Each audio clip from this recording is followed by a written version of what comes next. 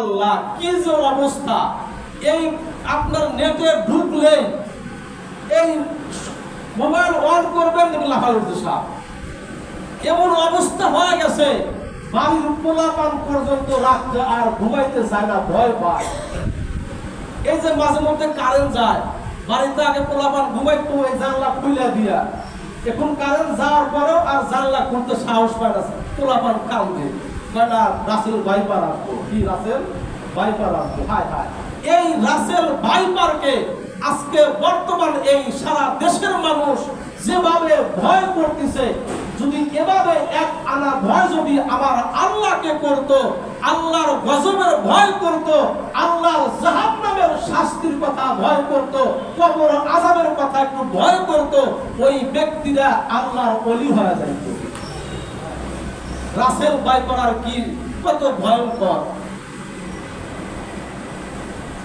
হাদিসের ভিতরে আসে আল্লাহর নবী মুহাম্মদুর রাসূলুল্লাহ সাল্লাল্লাহু আলাইহি ওয়াসাল্লাম বলেন, যে সমস্ত ব্যক্তিরা নামাজের প্রতি গাফেল হবে, তার প্রতি নামাজের প্রতি অলসতা করবে, গাফেল, একত্ব পড়বেই না, মনে চাইলো নামাজ পড়লাম, চাইলো নামাজ পড়লাম না। আল্লাহর হাবিব মুহাম্মদুর রাসূলুল্লাহ বলেন, শাইখুল হাদিস জাকারিয়া রাহমাতুল্লাহ আলাইহি বলেন যে এদের উপরে আল্লাহ রাব্বুল আলামিন 15 প্রকার শাস্তি আল্লাহ দান করবেন। কয় প্রকার? 15 প্রকার শাস্তি আল্লাহ দান করবেন। তার ভিতরে আপনার 1 নম্বর 5 প্রকার শাস্তি হলো আপনার দুনিয়াতে। কোথায়? দুনিয়াতে 5 প্রকার শাস্তি কাদের জন্য? বেনামাজি ব্যক্তিদের জন্য। কেন? আল্লাহ বলেন, ইন্নাস সালাতা কানাত আলাল মুমিনিনা কিতাবাম মাওকুতা। আল্লাহ বলেন, নিশ্চয় আমি আল্লাহ রাব্বুল আলামিন যথা টাইমে নির্ধারিত সময়ে আমি আমার প্রত্যেকটা মুমিন বান্দার জন্য আমি আল্লাহ নামাজ ফরজ করে দিয়েছি। ঘোষণা কার? আল্লাহর ঘোষণা। আল্লাহর হুকুম, এই ঘোষণা অমান্য করলে দুনিয়ার বুকেই আমাকে আপনাকে আল্লাহ 5টা শাস্তি দিবেন। তার মধ্যে 1 নম্বর শাস্তি হলো তার জীবনে কোনো বরকত থাকবে না। এই 1 নম্বর শাস্তি কি? জীবনে কোনো বরকত থাকবে না। লক্ষ লক্ষ টাকা ইনকাম করব, হাজার হাজার টাকা ইনকাম করব, কিন্তু দেখা যায় আয়ের চাইতে কি ব্যয় বেশি। বিভিন্ন বিপদ আপদ, যতই টাকা কামাই করতেছি থাকছে না। 1 নম্বর বেনামাজি ব্যক্তির 1 নম্বর শাস্তি হলো আপনার সর্বপ্রকার আপনার বরকত থেকে আল্লাহ রাব্বুল আলামিন গাফেল, আল্লাহ দূরে রাখবেন, বরকত দান করবেন না। 2 নম্বর বিপদ হলো তার চেহারা থেকে, বেনামাজি ব্যক্তির এই চেহারা থেকে নেককার ব্যক্তিদের যে একটা নূর, একটা আলো, একটা আভা আছে, এই আভাটা আল্লাহ দূর করে দেন। মানুষ হোক কালো, কিন্তু যদি কেউ 5 ওয়াক্ত নামাজ পড়ে, তার দিকে তাকাইবেন, সে যদিও কালো মানুষ, কালো কুচকুচে মানুষ, 5 ওয়াক্ত নামাজ পড়ার কারণে, 5 বার দৈনিক 5 বার ওযু করার কারণে তার এই চেহারার ভিতরে একটা আলো, একটা আভা, একটা নূর তৈরি হয়। ওই চেহারার দিকে তাকাইলেই, আর এই ব্যক্তি যদি মারা যায়, সঙ্গে সঙ্গে তার চেহারার দিকে তাকাইলে মনে হয় লোকটা মনে হয় হাসতেছে, মরে যাওয়ার পরেও লোকটা হাসতেছে। আর অনেক সুন্দর মানুষ আছে, স্মার্ট, সুন্দর চেহারা, কিন্তু নামাজ রোজা আল্লাহর বিধান সুন্নাত কিচ্ছু নাই, চেহারা হলো ঠেকসা, চেহারার দিকে তাকায়। অনেক এমপি মন্ত্রীর মেম্বার চেহারার দিকে তাকায়, একটু ভালো করে তাকায় দেখেন যে চেহারাটা কেমন। একজন সাধারণ মানুষ, গরিব মানুষ, কামলা বিক্রি করে খায়, 5 ওয়াক্ত নামাজ আদায় করে, তার চেহারা কত লাবণ্য তার চেহারার ভিতরে। আর যে ব্যক্তি নামাজ পড়ে না, যদিও সে সুন্দর দেখা যায়, কিন্তু তার চেহারার ভিতরে আল্লাহ পাকের নূর, আল্লাহ পাকের তাজাল্লি থাকে না। তাহলে নামাজি ব্যক্তির 1 নম্বর শাস্তি হলো আল্লাহ রাব্বুল আলামিন বরকত থেকে দূরে রাখবেন। কোন জীবনে কোনো বরকত হবে না। 2 নাম্বার, নেককার ব্যক্তিদের চেহারা যে নূর, যে আলো থাকে, এই আলোটা আল্লাহ আস্তে আস্তে ছিনায় দেয়, তখন চেহারাটা কালো, সুন্দর হইলেও কালো দেখা যায়, চেহারার লাবণ্যতা থাকে না। 3 নাম্বার শাস্তি হলো বেনামাজি ব্যক্তির কোন নেক আমল কবুল হয় না। দান সদকা কম।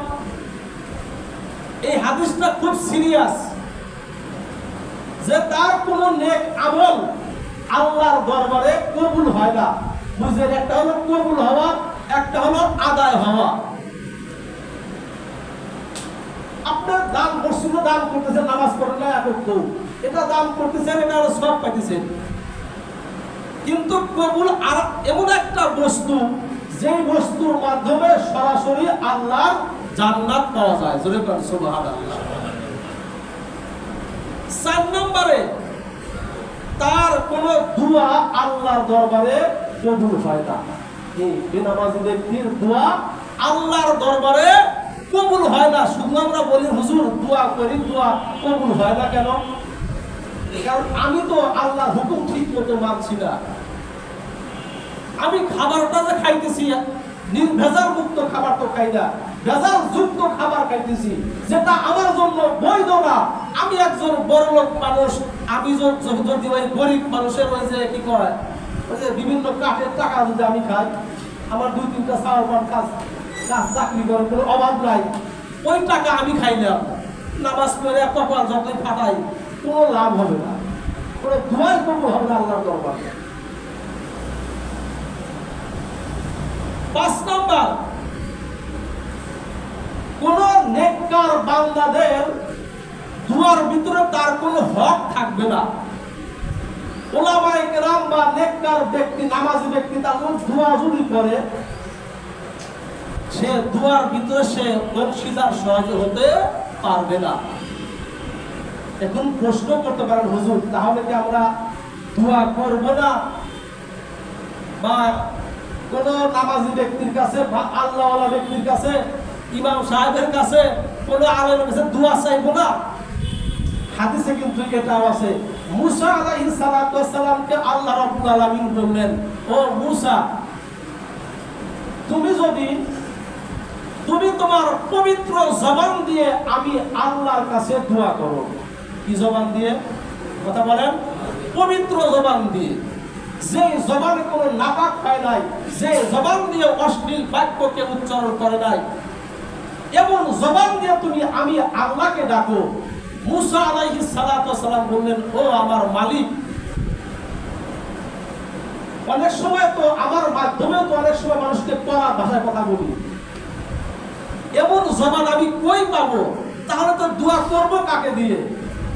মুসা আলাইহিস সালাতু ওয়াস সালাম বললেন, তুমি অন্যর মাধ্যমে, তোমার মুখ যদি এমন না হয়, তোমার জবান যদি এমন পবিত্র না হয়, তাহলে তুমি অন্যর জবান দিয়ে তুমি তোমার দোয়া করায় নাও। তাহলে অন্যর জবান তো পবিত্র, তোমার জন্য অন্য ব্যক্তি দোয়া করতেছে, তার জবান তো পবিত্র, তুমি তো বলতেছো না, হতে পারে তার দোয়ার খাতিরে আল্লাহ তোমার দোয়া কবুল করবে। জোরে বলেন সুবহানাল্লাহ। বলতেছিলাম যে মানুষ এই যে বর্তমান চলছে, এই রাসেল ভাইপার, এই সাপ নিয়ে ব্যস্ত, খেল তামাশার বস্তু হয়ে গেছে। একটু ভয় নাই, ভয় আছে সাপের ভয়, কিন্তু আল্লাহর ভয় নাই, আমার আপনার কবরের ভয় নাই। যতক্ষণ পর্যন্ত একজন মুমিনের অন্তরে আখিরাতের ভয়, কবরের ভয়, আল্লাহর ভয় সিনার ভিতরে না ঢুকবে, ততক্ষণ পর্যন্ত কোন ব্যক্তি আল্লাহর পরিচয় লাভ করতে পারবে না। ততক্ষণ পর্যন্ত কোন ব্যক্তি মুহাম্মদুর রাসূলুল্লাহর আদর্শ তার জীবনে বাস্তবায়ন করতে পারবে না। ও মুসলমান ভাইরা, আল্লাহর হাবিব মুহাম্মদুর রাসূল